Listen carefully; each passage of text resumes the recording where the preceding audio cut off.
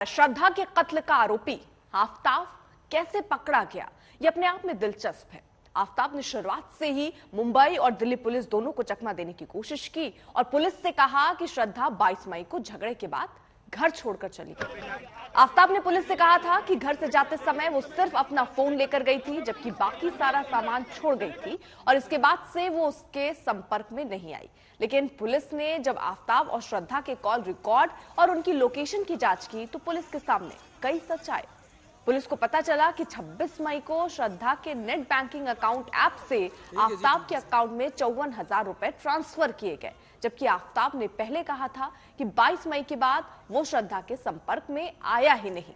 इतना ही नहीं, 31 मई को श्रद्धा के इंस्टाग्राम अकाउंट से उसके दोस्त के साथ एक चैट हुई थी।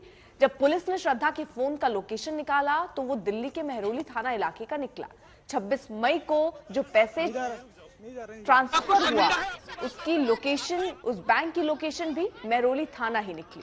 जब आफताब से पुलिस ने इस बारे में पूछताछ की तो आफताब जवाब नहीं दे पाया। हिमांशु मिश्रा हमारे साथ, हमारे सहयोगी इस वक्त जुड़ चुके हैं। हिमांशु, जैसे पहले ही चर्चाएं थी कि बहुत सारे राज ये फोन और इससे जुड़ी चीजें पर्दाफाश कर सकती हैं और कुछ वैसा ही हुआ भी इस पूरे मामले में। देखिए, बिल्कुल, क्योंकि जो बयान दिया था आफताब की तरफ से वो ये कहा गया था कि 22 मई को जब पुलिस को पहली कंप्लेन मिली थी गुमशुदगी की, तो आफताब ने ये कहा कि 22 मई को एक झगड़े के बाद सिर्फ अपना मोबाइल लेकर के श्रद्धा घर से निकल गई है। लेकिन उसके बाद जब पुलिस ने technical locations, technical surveillance, call detail सारी चीजें खंगाली तो उसने देखा कि जो ये बात तो आई कि वो सोशल मीडिया को कर रहा था, मैसेजेस दे रहा था, तो जो लोकेशन निकाली गई वो लोकेशन जहां पर उसका घर है, जो किराए पर उसने ले रखा है, वहीं का निकला। तो इसके बाद पुलिस को शक हुआ और उसके बाद ट्रांजैक्शन भी पुलिस को दिख गई, तो पुलिस ने ये सारी चीजें उसके सामने रखी। अब पुलिस ये टेक्निकल एविडेंस तो जुटा ही रही है, साथ साथ आप देखिए जंगल में हम मौजूद हैं यहाँ पर, और आप देखिए यहाँ पर पुलिस के तमाम जवान मौजूद हैं। अंदर लगातार जो लोकेशन आफताब की तरफ से बताई गई है उसके अकॉर्डिंग यहाँ पर खोजबीन लगातार जारी है। आप देखिए इसके आगे यहाँ पर पुलिस, अब आगे किसी की एंट्री नहीं है। यहाँ पर देखिए पुलिस ने डंडा लगा दिया और पुलिस के तमाम जवान यहाँ पर जो हैं वो यहाँ पर आकर के बैठ गए हैं। और ये नहीं, ये सिर्फ इसी जगह पर जो जंगल के तमाम एंट्री पॉइंट्स हैं उन सभी जगहों पर पुलिस इसी तरीके से उन्होंने एंट्री बंद कर दी है। और अंदर जो पुलिस की टीम है जिसमें मेहरौली थाने के SHO भी हैं, वो सभी लोग लगातार पार्ट्स को तलाशने की कोशिश कर रहे हैं। ये कवायद लगातार पुलिस जारी रखी हुई है और पुलिस को जिन चीजों की तलाश हो उसमें श्रद्धा का मोबाइल फोन, हथियार और इसके अलावा पूरे बॉडी पार्ट्स। अब पुलिस को जब पार्ट्स जो मिले भी हैं उनकी सबसे पहले तो फॉरेंसिक कराई जाएगी, ये तय किया जाएगा कि हाँ वो मानव अंग है, और उसके बाद फिर उनका जांच DNA मैच कराया जाएगा। और जब तक ये DNA मैच नहीं हो जाता तब तक पुलिस के लिए बेहद मुश्किल भरा वक्त है। और यही वजह है कि पुलिस की कई टीमें इस वक्त अलग अलग जगहों पर काम कर रही हैं, इन्वेस्टिगेट कर रही हैं और सबूत जुटाने की लगातार कोशिश में जुटी हुई हैं। जी ठीक है हिमांशु सर, रहिए आप साथ। लेकिन क्या अदालती कसौटी पर श्रद्धा वालकर मर्डर केस उतना मजबूत है? पुलिस के पास न मर्डर में प्रयोग हुआ अभी तक हथियार मिल पाया है, न श्रद्धा वालकर की लाश है, न 6 महीने बाद CCTV का बैकअप मिल रहा है। ऐसे में केस कोर्ट में कैसे स्टैंड करेगा?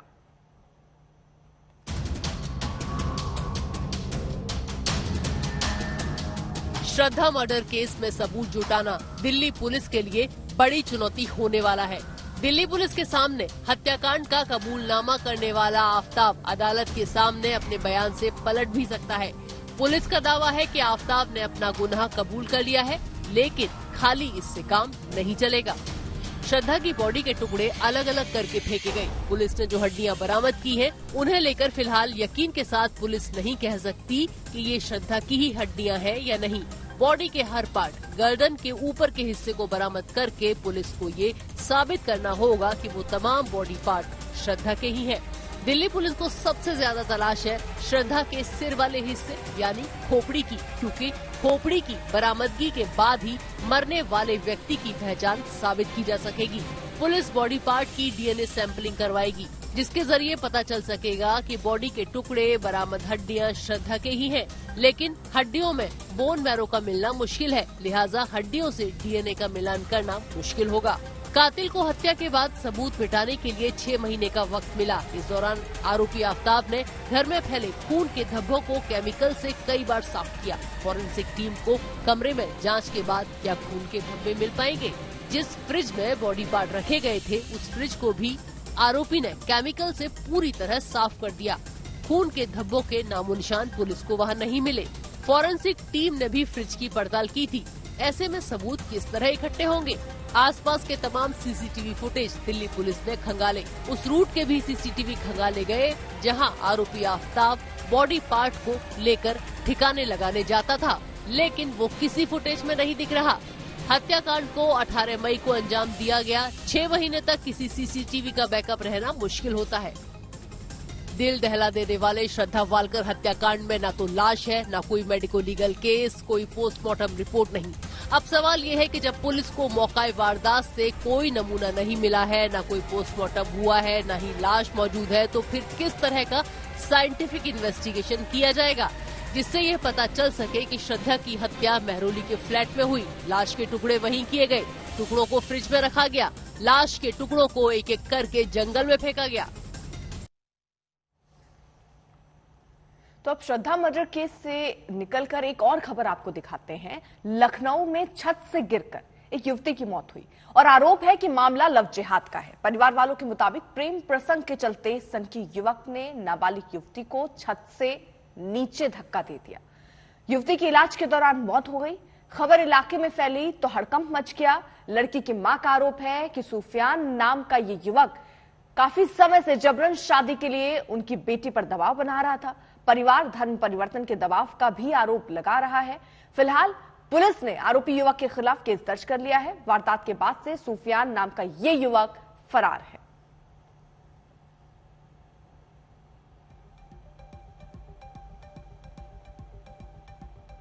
समर्थ श्रीवास्तव हमारे साथ हमारे सहयोगी और जानकारी के साथ जुड़ चुके हैं। समर्थ, ये पूरा मामला क्या है जो लखनऊ में सामने आया है? देखिए, इस वक्त हमारी मौजूदगी लखनऊ के दुबग्गा इलाके के डूडा कॉलोनी में है। यहाँ जहाँ ये पूरा दर्दनाक वाकया हुआ है, आप अंदाजा लगा सकते हैं। पुलिस की एफआईआर की माने जैसा कि उसमें लिखा है कि धर्म परिवर्तन का जबरन प्रेशर बनाया जा रहा था उस लड़की पर 17 साल की, जिसके बाद जब वो नहीं मानी तो सुफियान जो कि आरोपी है, जो इस वक्त फरार है, उसने धक्का दे दिया, जिसके बाद लड़की की मृत्यु हो गई। हम इस वक्त उसी क्राइम स्पॉट पर हैं जहां पर यह घटना हुई। सबसे पहले कैमरामैन नीरज आपको तस्वीर दिखाएंगे उस टेरेस की, उस छत की, जहां से उस लड़की को धक्का दिया गया। जैसा कि परिवार की तरफ से तहरीर में लिखा है, जैसा कि पुलिस एफआईआर में कहा गया है, यही वो छत है जहां से धक्का दिया गया। इसके थोड़ा सा नीचे आते हैं तो सेकंड फ्लोर जहां जो आप देख रहे हैं, वो घर है उस आरोपी सुफियान का, जहां पर वो रहता था। हालांकि अभी पूरे घर में ताला लगा है और घर वाले भी उसके साथ फरार हैं। अब आप आइए नीचे। जब जो शरीर, जो बॉडी थी, उसको ऊपर से जब उस लड़की को फेंका गया 17 साल की, तब वो नीचे गिरी। सबसे पहले उसकी जो शरीर था, उसका वो शरीर इस बाइक से टकराया और इस बाइक की गद्दी पर जा लड़ा। और इस बाइक की गद्दी पर लड़ने के बाद सीधे, आप इस बाइक को देखिए, पहले इस बाइक की गद्दी पर जब शरीर लड़ा है, उसके बाद नीचे आया और नीचे घिसटता हुआ इस तरफ आ गया, जहां पर अभी भी आपको एक चप्पल नजर आ रही होगी जो उसी लड़की की है जिसकी दर्दनाक मौत हुई। उसको हॉस्पिटल ले जाया गया, उसकी मां भागती हुई आई, परिजनों की मदद ली और ये वो स्पॉट जो आप देख रहे हैं, यहीं पर बॉडी आखिरकार आकर गिरी और यहीं पर जब स्थानीय लोग आए, वहां पर शव को यहां से बरामद किया गया। और यहां पर जो चप्पल देख रहे हैं आप, वो भी उसी लड़की की है। तो कहानी ये है कि लड़का जो था, हालांकि ये दोनों एक दूसरे को पहले से जानते थे, पर वो क्योंकि उसके फादर नहीं थे, वो अपनी माँ का हाथ बटाती थी और एक ब्यूटी पार्लर में काम करती थी, जिससे घर ठीक है। सही से चल आ रही हूं मैं आपके पाए। पास, की तस्वीरें भी आप दिखा रहे थे, लेकिन परिवार वालों का क्या कहना है, उनकी माँ का क्या कहना है, वो आप आपको सुनवाते हैं। उस लड़के ने ही धक्का दिया है शायद, हाँ, उसी की वजह से वो मरी। उसी के हम लोग कंप्लेन करने गए थे, शिकायत करने गए थे। वो मेरे भाई को मारने की धमकी दे रहा था कि मैं मारेंगे। लड़की का वीडियो बता रहा था, वीडियो है, ये है, वो है, दुनिया भर की बातें कर रहा था। कौन है? यहीं आगे एक लड़का रहता है। क्या नाम है? सुफियान। अच्छा, क्या पहले से जान पहचान थी? हाँ थी सर, जान पहचान पहले से थी, लेकिन हम लोगों ने सब खत्म कर दिया था, बात खत्म हो गई। वो उसको टॉर्चर कर रहा था। आज कम से कम 1 हफ्ते से 15 दिन से टॉर्चर कर रहा था। हाँ, वो आज मैं उसके घर कंप्लेन लेके गई। हाँ, तो उनके घर वाले सब कह रहे हैं कि शादी कर दो। हाँ, वो वीडियो बनाता है, कह रहा था वीडियो है मेरे पास, ये है वो है, दुनिया चीजें पता। कौन कह रहा था शादी कर दो? वही उसके घर वाले, उसकी मम्मी ने कहा। थाना क्षेत्र के जो डूडा कॉलोनी है वहाँ पर आज एक बच्ची जो कि अपने परिजनों के साथ यहाँ पर रहती थी और इनका कतिपय कारणों को लेके अपने इसी डूडा कॉलोनी में दूसरे ब्लॉक में जो रहते हैं उनसे विवाद हुआ और तत्पश्चात जो इनकी जो छत से गिरने से इनकी मौत हो गई है। इस संबंध में समुचित धाराओं में और संगत धाराओं में अभियोग पंजीकृत किया जा रहा है। जो उनकी मां का जो भी कथन है वो हम सब ने जैसा उन्होंने बताया है वैसा ही अभियोग पंजीकृत हो रहा है। आने वाले दिनों में ड्राइविंग के वक्त टोल टैक्स चुकाने के लिए किसी भी तरह की लाइन में नहीं लगना होगा। यही नहीं, केवल उतनी ही दूरी का टैक्स लोगों को चुकाना होगा जितनी दूरी वो टोल रोड पर तय करेंगे। सरकार अब टोल टैक्स के भुगतान के लिए विधेयक लाने जा रही है, जिसके बाद सड़क पर सफर करने का अनुभव एकदम से बदल जाएगा।